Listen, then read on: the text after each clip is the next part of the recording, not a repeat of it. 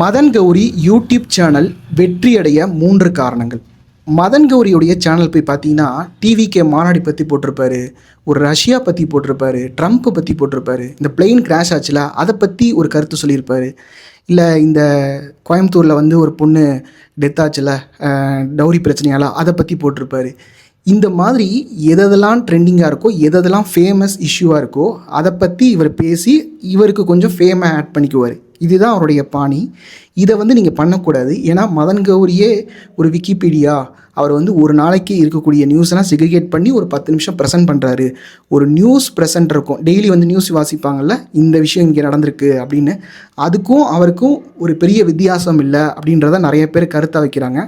ஆனால் இதுதான் காரணம், அவர் வந்து சக்ஸஸ் ஆனதுக்கான முதல் காரணம். 2வது காரணம் என்ன அப்படின்னு சொல்லி பார்த்தீங்கன்னா, என்னை பொறுத்த வரைக்கும் யூடியூப்பில் ஜெயிக்கிறதுக்கு 2% டேலண்ட் இருந்தால் போதும், 98% கன்சிஸ்டன்சி வேணும். ஆனால் மதன் கௌரி கிட்டத்தட்ட ஒரு 10 வருஷமாக நான் நினைக்கிறேன், எக்ஸாக்டாக எனக்கு தெரியல, அதுக்கு மேலே கூட இருக்கலாம், அவ்வளோ வருஷமாக டெய்லி ஒரு வீடியோஸ் போட்டுகிட்டே இருக்கார். அவருடைய கண்டென்ட் நல்லா இருக்குது, நல்லா இல்லை, அந்த கண்டென்ட் வந்து ஒப்பீனியன் இப்படி இருக்குது அப்படி இல்லை, அது முக்கியம் இல்லை. ஆனால் வந்து அவர் போய் அட்டெண்ட் ஆகுறாரு. என்னென்னலாம் ட்ரெண்டிங்கான வீடியோஸ் இருக்கோ அதை பற்றி தேடும் போது இவருடைய வீடியோ வந்து பாப்பப் ஆகுது.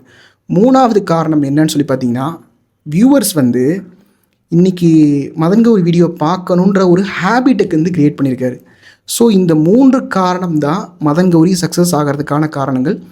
இப்போ இதே மாதிரி நான் வேறு எந்த கிரியேட்டரை வந்து டீகோட் பண்ணி வீடியோ க்ரியேட் பண்ணணும்னு சொல்லிட்டு கமெண்ட் பாக்ஸில் சொல்லுங்கள்.